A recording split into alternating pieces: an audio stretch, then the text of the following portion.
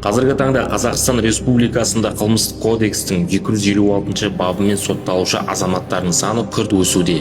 Солардың бірі Ақтөбе облыстық қылмыстық атқару жүйесі департаментіне қарасты номері 70-ші түзету мекемесінде жазасын өтеп жатқан Даржанов Медеттің сұхбатынан үзінді.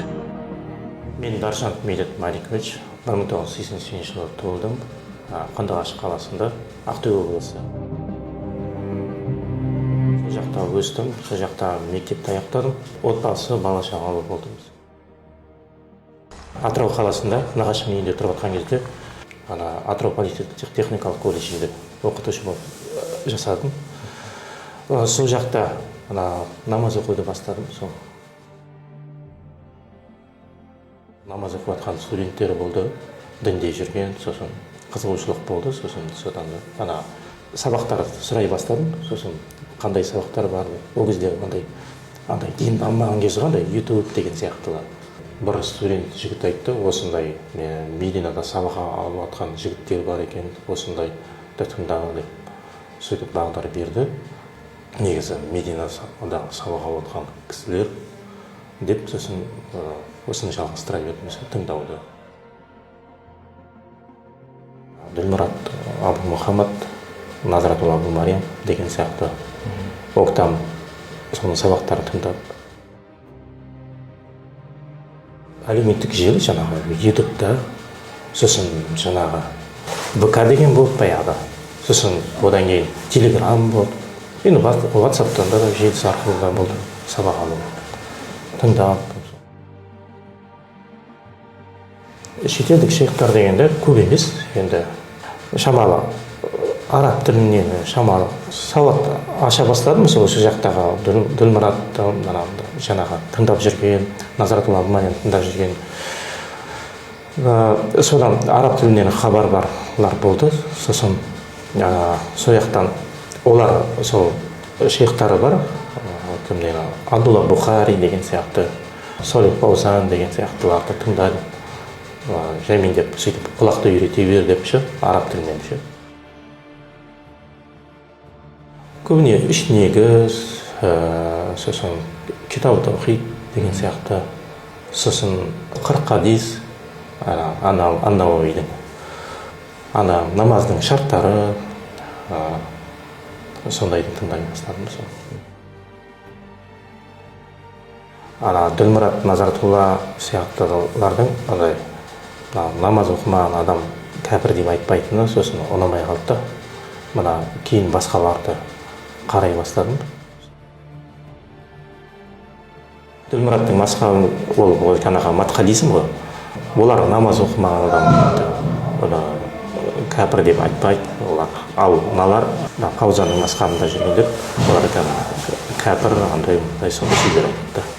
Сонымен жүрдім. Сосын бірақ ол бұрынғы не бойынша жаңағы имам Малик, имам Аш-Шафии, Абу Ханифа, имам Абу Ханифа сияқты оларды намаз оқымаған адамды андай діннен шығармайды, пасық деп үкім береді. Енді қол көтеріп оқитыны, енді бұл мазхаб, олар мазхабқа қатты ұстанбайды. Олар кәдімгі қайсы дәлелі жақын, соны ала береміз деп айтады. Ділмұраттардың мазхабы, жаңағы Альбанидің мазхабы, оларда қандай мазхаб қатты қоймайды, мазхаб қоймайды. Енді ақида жағынан келіп, Аллах Тағала андай аспанда деп айтатыны шамалы жерлерінде ақида мәселесіне шамалы өзгешеліктер бар. Ділмұраттың мазхабына мекен бермейміз дейді. Ділмұраттың мазхабында Аллах Тағала мекен бермейміз десе де, андай бір фантастика айтады да, бір жерлері фантастикада андай Аллах үстіде қалай болып кетті, мысалы жер домалақ қой дейді, Аллах Тағала сонда жан жақта қоршап тұр ма деген бір абсурдтық бір пікірлері бар да. Олар үстіде деп айтады ғой. Мына Ибн Таймияның да сондай сөздері бар да. Жер домалақ, Аллах Тағала аршы домалақ, жан жақта Аллах Тағала қоршап тұр да.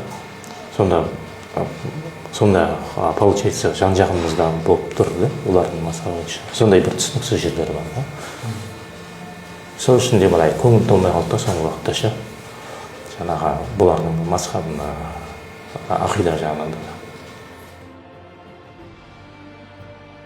Тыңдау барысында бұлар жаңағы Ибн Таймия, Мұхаммад абдул-Ваххабқа андай қатты сонымен қатты байланатынын, олардың кәдімгі не істемейді да, қатесінде дұрысында да айырмайды да, алай береді да. Мысалы Ибн Таймия ол шейхул ислам ғой, ол үлкен ғалым болды деп сол жері ұнамай қалды. Ол соңғы уақыттарда сондай ой бола бастады. Дұрыс, ол жағын дұрыс емес деген сияқты ше. Ибн Таймияға андай соқыр түрде ере беру, және фанатты түрде ере беру ол дұрыс емес екенін аңғардым да. Сол 4 мазхаб бар ғой, соны қарама-қайшы келетін бір пікірлері бар екенін соны байқадым да. Ибн Таймияның және Мұхаммад абдул-Ваххабтың сол бұрынғы салаф солихиндер халақтарға сай келмейтінін байқадым да.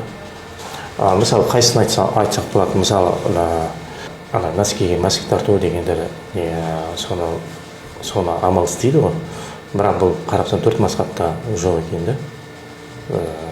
Соны қайдан алғанын мен түсінбедім да. Мысалы өлген әулиеге барып, мысалы пайғамбарымыз саллаллаху қабіріне барып, сосын я Расулалла, Алладан осындай көмек сұрап берші деп айтса, соны былай түбегейлі олар категорично не деп айтады, серік қосу болмайды, болды серік қосу деп конкретно айтады да. Кейін қарадым, олай түбегейлі шешім шығарып тастау ол дұрыс емес екенін байқадым да.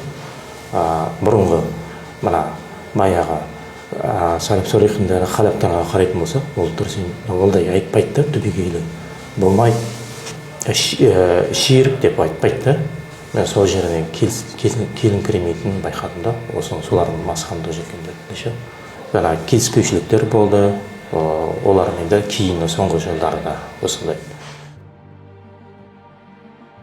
Мен осы жерде жүргеннен кейін бостандықтың қадірін түсіне бастадым, шынымды айтсам.